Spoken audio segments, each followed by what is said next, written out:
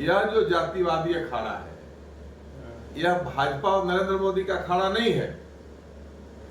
और इस अखाड़े में वह पटखनी खाएंगे, इससे उनको घाटा होगा, क्योंकि उनका जो समर्थक वर्ग है वह देश की बात सोचता है और देश के लिए अपना सब कुछ दांव पर लगाने की बात सोचता है, अपना स्वत्व मिटाने की बात सोचता है। और वह अगर ऐसा काम कर रहे हैं तो उस समर्थक वर्ग को जब निराशा होगी तो फिर लोकतंत्र में आप कहां रहिए। इसलिए मुझे नहीं लगता है कि कोई निराश और हताश होकर के ये कदम उठाए हुए, अगर उठाए हैं तो ये उनकी नासमझी है। और लोग हमेशा इतिहास गवाह है कि बड़ा से बड़ा पॉलिटिशियन, बड़ा से बड़ा सेना नायक, बड़ा से बड़ा योद्धा भी ऐसी गलतियां करता है जिसका खामियाजा उसको भुगतना पड़ता है। इंडिया टुडे के एक वरिष्ठ पत्रकार हैं, उन्होंने ये कहा है कि आने वाले कुछ चीज़ों में जैसे मुस्लिम वोट को टेक फॉर ग्रांटेड लेना शुरू कर दिया गया है, ठीक वही प्रचलन फॉरवर्ड कास्ट के वोट के साथ हो जाएगा। बीजेपी सोचेगी कि हमारे पीछे है तो जाएगा कहाँ, कांग्रेस सोचेगी कि हमें दे नहीं रहा है तो हम इसके पीछे क्यों जाएं।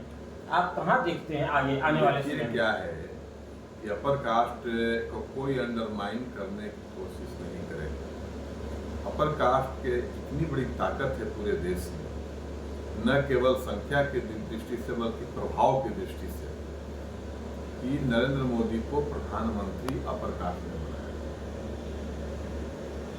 माहौल बनाया।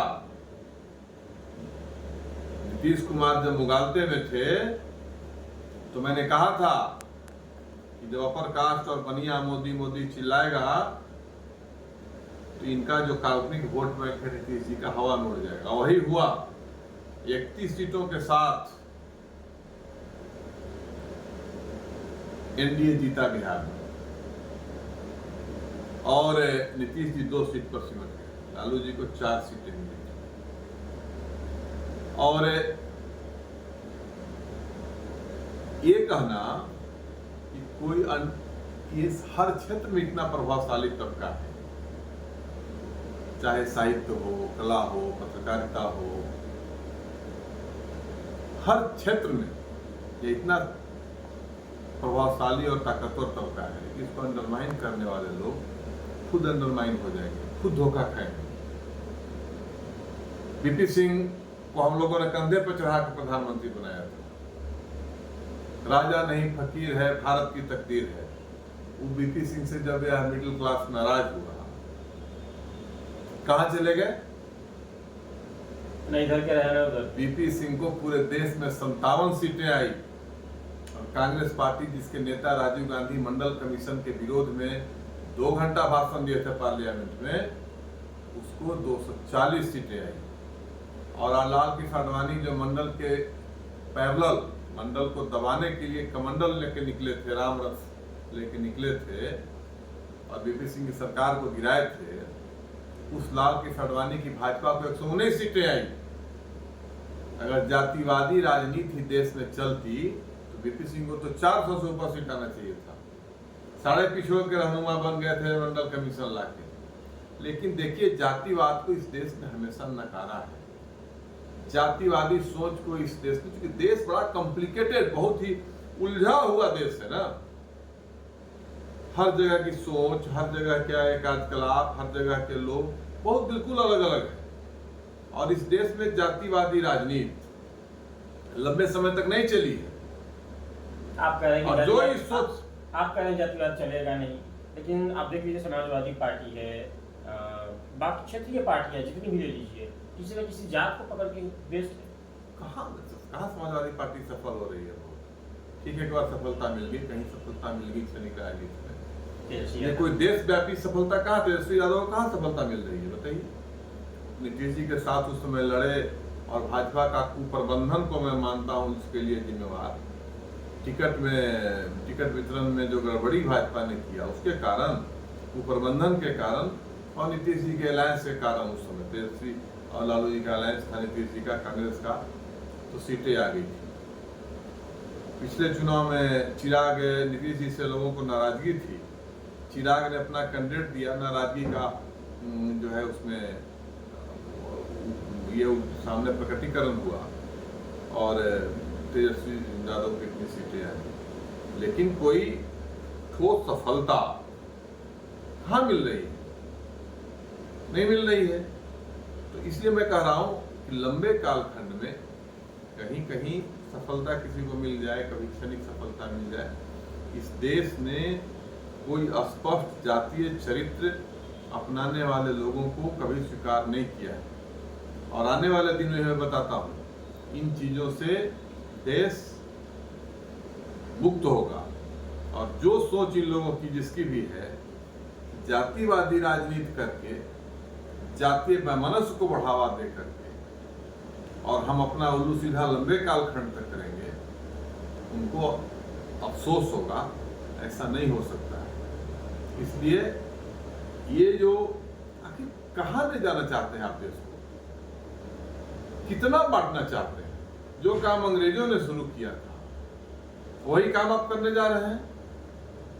एक तरफ हिंदुत्व राष्ट्रवाद की बात, एक तरफ देशभक्ति की बात, दूसरी तरफ आप जातियों में समाज को विभाजित कर रहे हैं।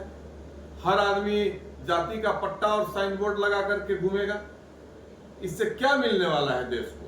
और किसी भी कभी भी आप साहब जनरेशन को बर्बाद करने जा रहे हैं। तो इसलिए ये सब चीजें जो है कहीं से अच्छी बातें नहीं है, बहुत ही निंदनीय है। जातिगत जनगणना का अगला पड़ाव कहा जा रहा है, जिसकी जितनी संख्या भारी उसकी उतनी हिस्सेदारी। इस स्थिति में सवर्ण युवाओं को कहाँ दिख रहा है? फिर वही तो मैं कह रहा हूँ, तो देश को बांट दीजिए ना। मैं ब्राह्मण लैंड, चमार land, Rajput land, Kurmi land, Musahar land में देश को बांट दीजिए। फिर फॉरवर्ड आए थे यूरेशिया से, वहां चले वही करे लोग। ये संख्या भारी, फिर जनगण एक तरफ बर्थ कंट्रोल, तो फिर जनसंख्या बढ़ाने की होड़ सब लोग लगावे। अच्छा, लाला जी का जनसंख्या 0.65, हाँ, कितना भागीदारी कीजिएगा? भागीदारी नडीए बनेगा, देश भी बनेगा, क्या बनेगा? ये तो दुर्भाग्यपूर्ण होगा ना। मतलब बेकार पढ़ रहा है, जिस देश को सुभाष और विवेकानंद जैसे कास्ट कम्युनिटी के लोगों ने दिशा दिया, राजेंद्र प्रसाद जैसे लोगों ने भारत का पहला, तो वही तो कह रहे, संख्या जिसकी नहीं होगी वह देश में नहीं रहेगा। उसको कोई स्वस्थ प्रतिस्पर्धा में भाग लेने का मौका नहीं मिलेगा। क्या कहाँ ले जा रहे हैं देश को? संख्या भारी अगर है तब तो जनसंख्या बढ़ाने की होड़ लगे ना, कि हम जब ज्यादा बच्चा पैदा करें। कहाँ यह देश जाएगा? कौन सा नारा दे रहे हैं? अरे भाई, सबके लिए योजना बनाओ ना। हर आम समाज के वंचितों के लिए योजना बनाइए। बाकी तो पिछड़े, अति पिछड़ों को केंद्रीय सेवाओं में रिजर्वेशन नहीं है। रोहिणी आयोग में वही सुनिश्चित होता, वह काम आप कर नहीं रहे हैं। नरेंद्र मोदी की सरकार ने रोहिणी आयोग गठन किया, रिपोर्ट आ गई, आज तक आप उसको लागू नहीं कर रहे हैं। तो जो वंचितों में वंचित है, जो दलितों में सबसे निचला तबका है, उनका उत्थान कैसे हो, इसके लिए जातीय संख्या गिनने की क्या जरूरत है? और अगर संख्या जिसकी जितना अधिक होगी उसको योजनाओं में अधिक हिस्सा मिलेगा, तो सड़कें क्या रिजर्व रहेंगी किसी जाति के लिए? क्या आप मूल समस्याओं से भागना चाहते हैं? क्या विद्यालय रिजर्व रहेंगे पढ़ने के लिए किसी जाति के लिए? क्या हॉस्पिटल में इलाज के लिए रिजर्वेशन होगा? क्या? तो मूल समस्याओं से भाग करके चलताऊ किस्म की बातों पर अपनी राजनीति की रोटी सेकना या किसी सैद्धांतिक और वैचारिक आदमी की समझ नहीं हो सकती है, यह सड़ी गली मानसिकता की समझ हो सकती है। जातिगत जनगणना आखिर इस ऐन वक्त पर, जब देश एक बाहरी समस्या से जूझ रहा है, उसमें आंतरिक कलह पैदा कर देना, ये हास्यास्पद निर्णय बीजेपी को कहां से समझ में आया, कहां से लिया गया, बिना बात की, कोई डिमांड नहीं, कुछ नहीं, और अचानक केंद्रीय मंत्री कहते हैं कि जातिगत जनगणना होगी देश में। यह अचानक मीडिया को डिरेल करना है या आंतरिक कलह पैदा करना है, क्या करना है? पूरा देश असमंजस स्थिति में है कि आखिर ये चल क्या रहा है। बिल्कुल है, वही तो बात है कि सामने कोई समस्या नहीं और सामने देश को बाहरी खतरे से जूझना पड़ रहा है। अंदर में घुसपैठ करके आतंकवाद फैला रहा है पड़ोसी देश, जहां वो अब उस मोर्चे पर लड़ाई लड़नी है, वहां देश के अंदर के लोगों को ही आप डिस्टर्ब करके और इस ढंग से ऐसा मुद्दा जिससे ठोस कोई फायदा नहीं है किसी जाति समाज को, इसको कहां आप ले जा रहे हैं? एक अंतिम सवाल कि सवर्ण युवा या सवर्ण वोटर कहीं ना कहीं आरजेडी से नाराज थे, महागठबंधन से नाराज थे, फॉरवर्ड वोट जो है वो बीजेपी के साथ नजदीकी थी और यही कारण है कि जातिगत जनगणना से तेजस्वी यादव के समर्थन करने के कारण भी वोटर्स नाराज थे। अब जबकि बीजेपी भी कह रही है कि जातिगत जनगणना होना चाहिए, तो फॉरवर्ड वोटर्स कहाँ वोट करेंगे? वही तो मैं कहा, देखिए जो समर्थक वर्ग है बीजेपी का वह है तटस्थ रहेगा, उदासीन हो जाएगा, उसमें उदासीनता का अभाव आएगा और वो एग्रेसिवनेस जो रहता है, आक्रामकता जो रहती है बीजेपी के पक्ष में, वो आक्रामकता नहीं रहेगी। जब सब लोग एक ही काम कर रहे हैं तो फिर किसी की सरकार बने, कोई नृप हो ही हमें कहानी, सुविधा अनुसार लोग वोट करेंगे, फिर कोई पार्टी के प्रति प्रतिबद्धता लोगों की नहीं रहेगी, तो इससे अल्टीमेटली घाटा बीजेपी को ही होना है, देश भर में, न केवल बिहार में, देश भर में उदासीनता का भाव समर्थक वर्ग में होगा।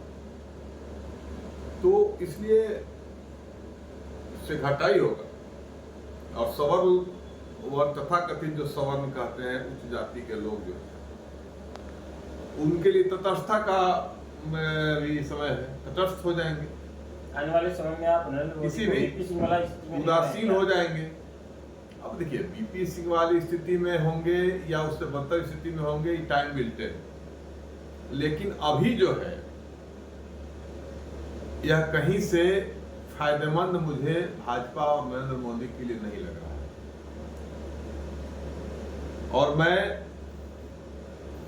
सैद्धांतिक स्तर पर कह रहा हूं, निष्पक्ष विश्लेषण मेरा है कि कोई भी राष्ट्रीय दल जो विचारों की राजनीति करता है, चाहे भाजपा हो या कांग्रेस, अगर इस प्रकार के गंदी राजनीति में पड़ेगा तो उसको अफसोस होगा, मुंह की खानी पड़ेगी, उसको हानि उठानी पड़ेगी। इसलिए और राज्य में तो कहा कि राहुल गांधी का डिस्परेशन समझ में आता है, उनको भाई सफलता 3 बार से नहीं मिल रही है तो डिस्परेट होकर कुछ भी बोल रहे हैं। लेकिन नरेंद्र मोदी का ये जो कदम है ये मुझे समझ में नहीं आता है, उन्होंने यह कदम क्यों उठाया? वो तो 11 साल से प्रधानमंत्री बने हुए हैं।